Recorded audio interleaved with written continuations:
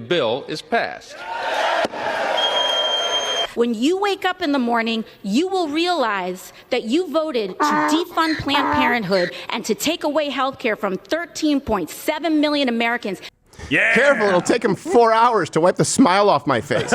Domino, Big, beautiful bill. We're not talking about black guys anymore. So, President Trump's big, beautiful bill passed early this morning. And the main conversation centers around, of course, you guessed it. Hey, old people are going to die in the streets. No, I know you're thinking of Governor Whitmer, but they want you to think Donald Trump and Medicaid. Here you go.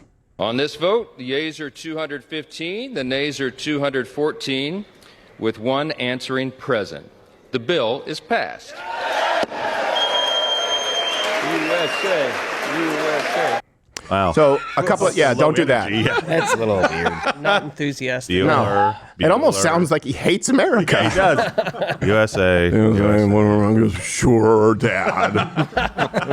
So a couple of things that it does do. It raises the cap on the SALT deduction to $40,000. That allows taxpayers, to deduct state property income sales tax from the federal tax bill. It's going to phase out tax credits for low carbon electricity production. And it's going to reimburse states for money spent on border security, or at least it was spent under Biden. And then the big thing that everyone is warning you about, Chicken Little, the Medicaid sky is falling, and President Trump, this bill, the primary gripe is it is going to kill, that a claim truth is coming up. It is going to kill all kinds of Americans. So estimates show that it could affect as many as 8 to 10, sometimes some say 13 million people could lose their Medicaid coverage because of this bill. If I don't believe in her, does she die? Those cuts, No, that's the real Slim Shady. It not only hurts the millions of families that lose their health care coverage, it hurts their communities, it hurts their local hospitals and health care providers. Even though Trump told Republicans on the Hill today, don't F around with Medicaid, his plan will do just that by enforcing work requirements that would result you're complaining in about work millions losing requirements. coverage. Somewhere between 7 and 8.5 million people will lose access to Medicaid. That's almost twice the population of Kentucky on the far end. It's offset by spending cuts, including deep reductions to Medicaid, which CBO estimates will leave millions of people without Medicaid benefits. When you wake up in the morning, you will realize that you voted to defund Planned Parenthood and to take away health care from 13.7 million Americans. Yeah. Careful, it'll take him 4 hours to wipe the smile off my face. Let me clarify, and all references are available, links in the description, okay? There's been misinformation out there, of course, from the left, and unfortunately some fact-checking on the right that is incorrect as well. Yeah. So go check out the reference that we're providing. It's this important, and it's really easy to refute this, okay? Key fact number one. The bill, does impose some work requirements. That would begin, it seems, on December 31st, 2026. Guys, can you make sure that there was some argument about it being pushed to 2029? I want to make sure that they settled on 2026, in which case, good. Now, it only affects the work requirement. Able-bodied, childless adults, meaning single, able-bodied adults, ages 19 to 64. So not people at retirement age. So I know what you're thinking. If you are young, but you are not able-bodied, this does not affect you. If you are young, able-bodied, but you have children, this does not affect you. And I think it should. Now, to be clear, if you don't remember this, in 2014, the ACA, it broadened the eligibility for Medicaid to include low-income, childless adults, meaning single people, in many cases, single burnouts without kids who aren't working collecting Medicaid. You, the American worker, you foot that bill. Just to be clear. So now 23%, with that change in 2014, 23% of all Medicaid recipients are childless, able-bodied adults. That number could be as high as 18 million people. Wow. Just to be clear. And there's a variance there, but let's call it an even 10. So, work requirement. If you are a young, non-retirement age, single, able-bodied adult who does not work, the work requirement will require you to work 80 hours a month to get Medicaid, to get free crap. Jeez. Also, school and community service count toward the 80 hours. They have an equation where it's not a full hour to hour, but the point is, if you're a full-time student, you can still get it. Maybe work a few hours, 80 hours a month. In other words, hey, well, that's like 20 if you've been receiving these benefits for, let's say, years, let's say a decade, and you're an able-bodied 30-year-old with no children, you need to work really, really, really part-time to get free stuff from the American worker, busting his or her ass, paying for their own health care. That's what this says. It doesn't go far enough. Comment if you agree. Anyone who protests this, what are you saying? That you should be able to, as an able-bodied adult in the United States with no responsibilities, no children, to contribute nothing and get free stuff? Yeah, come on. Yeah, Yeah.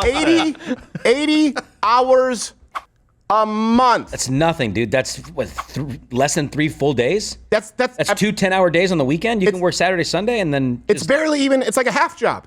And by the way, I want us to be careful with that because, God forbid, a fire broke out. Yeah, that's not going to... Oh, half the building. I don't like the idea of a half job. What if Michelangelo quit halfway through? Yeah. Oh, yeah. And I prefer sausage.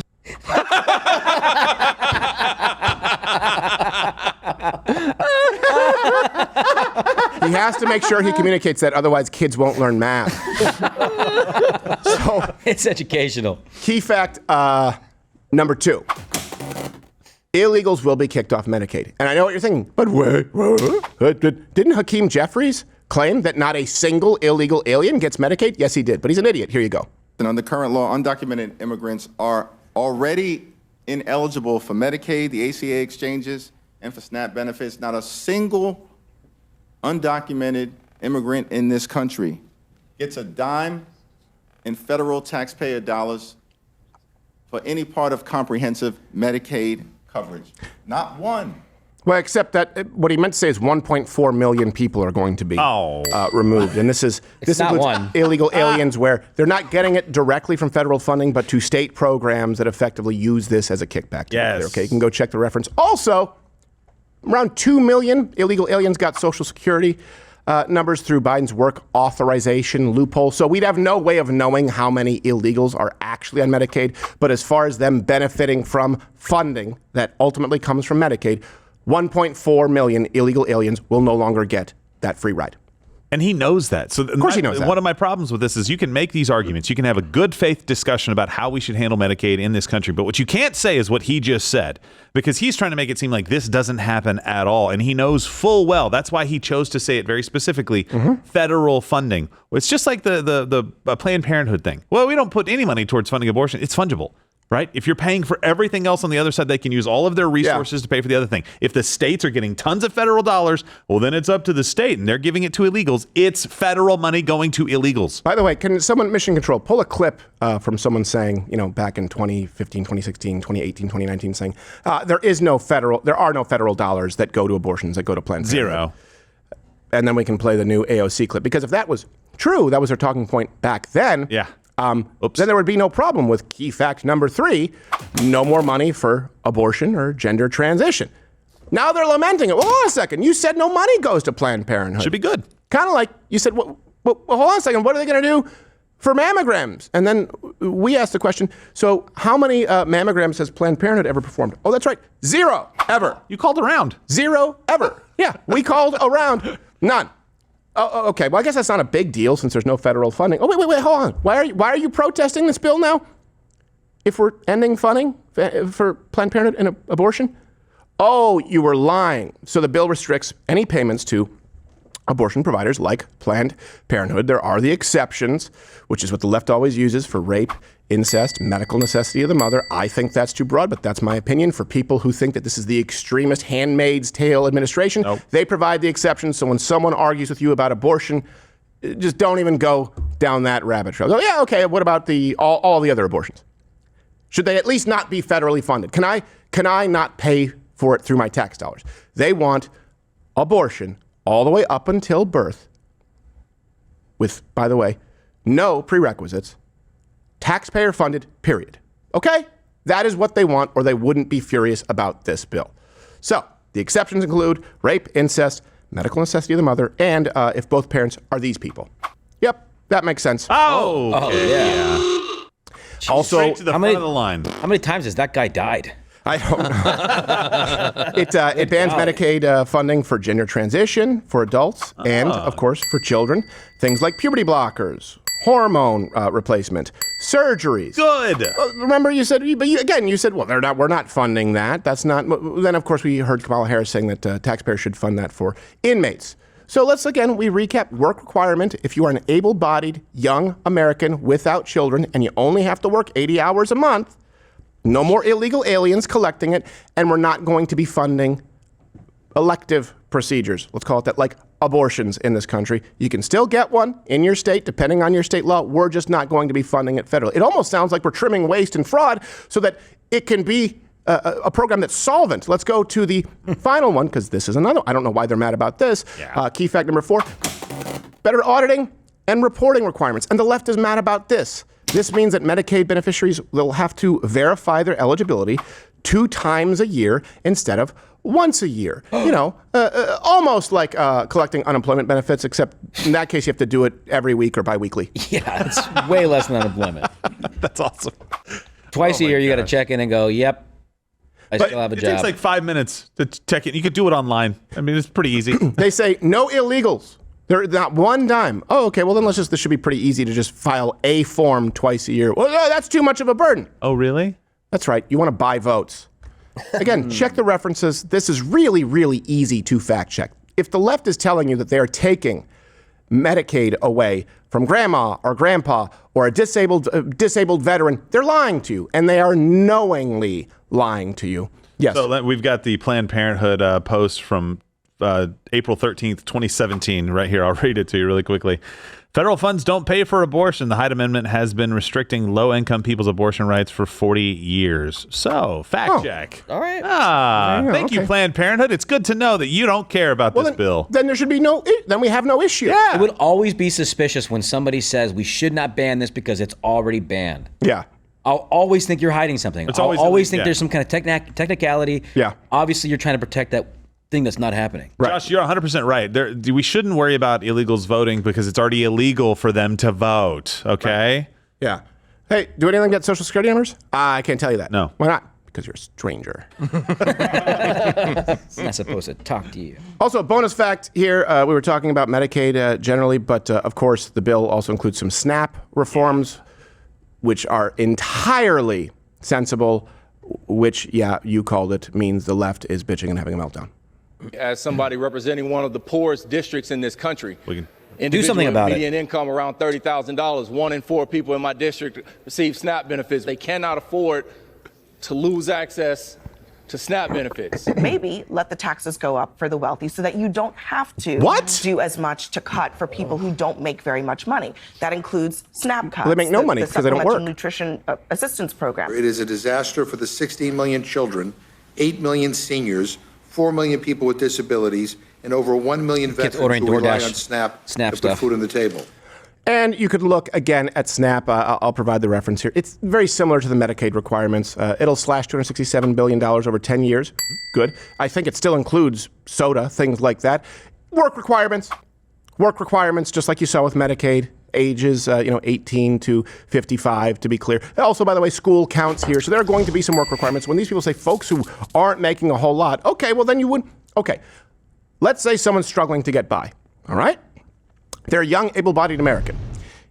Is it wrong? This is why I say the idea of compassionate conservatism, which was coined by sort of the rhinos. I hate it because I think that conservatism is already compassionate in allowing people to reap the fruits of their own labor.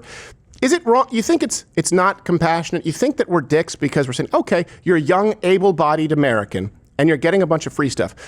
Can you work 2 days a week at Dunkin'? Can you work 2 days a week at Dunkin'? Can you do that to get all the free stuff? Because we're working 40, 50, 60, 70-hour weeks here. We're just asking, can you put in 20 hours a week to get all the free shit? Is that, sorry, that makes us a fascist? We're done. I don't care anymore. I don't care anymore because I don't want to live in a country where non-contributing zeros can collect a check. Now, I'm not saying that every single person is a non-contributing zero on Medicaid. I get that some people fall on tough times. But this is not Jimmy Braddock in the Great Depression, going in, collecting a few dollars so that he can get his kids back to pay the gas bill, and then giving it back to the welfare office. These are career, unemployed, chronically unemployed people who are now protesting the very idea of working 20 hours a week. They could use that time protesting without a job. Yeah. Just writing a sign, they could write a resume. Well, can we expect anything? Yeah. If we're going to give you free, can we expect anything if you are young, able-bodied? Yeah. And if we can't, can anyone answer why? Yeah. Why is it wrong for us to have any? This is the only place that exists, by the way, is today's Democratic left. You understand that? This is the only time in human history where there has been one group in this country that says we can have no expectations of human beings in our society. We can build a society around people who contribute nothing with no expectations, and we can steal our way into prosperity and growth. That's never happened. I'm not saying we go back to Sparta throwing babies in a pit because they had a melanoma patch or a mole or whatever the hell it is. What I'm saying is, can you work 20 hours at Dunkin'? Can you go down to Dick's Sporting Goods and sort a few volleyballs twice a week? Is that fair? I think it's fair to ask them to work. And if they can't do that, can you just go into your community and make it a better place to be? We used to venerate people who did that during the Great Depression when they were on the government dole. They didn't have any way out, and they couldn't sit around and just take money. They went out into the community and swept streets and cleaned up trash and tried to make their community a better place. You can volunteer and count for these hours. Yeah, I don't know if you mentioned that. Make your community a better place. And you'll probably pick up some skills and stuff to maybe get a job if you can't right now. Like, what is this mentality? Just sit there and take money from everybody else and continue to vote for that? Of course you'd vote for that. Yeah, you can do community service as your work. Yes. As your work requirement. Yeah, go coach or mentor some Special Olympics kids. Yeah. Learn what a real struggle is for once. Yeah, absolutely. And by the way, just so you know, this is a great example of conservatism at play. The Trump administration here, it's going to allow states to ban things like soda from SNAP. So Nebraska is going to be the first state, I believe, to do that. One of the top items, for example, in SNAP is soda. No, the top. Not one of. It's the top. That's right. It is the top. And Coca-Cola has lobbied to continue to include it, by the way. I would assume PepsiCo. I don't know if RC Cola has the budget for lobbyists, but you leave RC out of this. Yeah, President's Choice. Dr. Thunder. Yeah. Fago. I know all those. Mr. Pibbs, like, can you put my name on there? Yeah, throw me in, please. So soda. Hey, SNAP. You know what the S is? Supplemental. Huh? Yeah. It's not supposed to be the sole source of food. Right. I mean, if you want to talk about original intent, so states can do this. How much you want to bet that states like New York won't? And this is where you see the fundamental difference in the worldview. New York was the state, or at least the city, that wanted to ban your right to choose a Big Gulp. And by the way, it could be diet. It could be unsweetened ice. They wanted to ban your right. Now, I don't think it went through. Your right ice water. To choose a Big Gulp, but they want to mandate that you pay for soda for someone who is young, able-bodied, and doesn't work. Let's see what they do.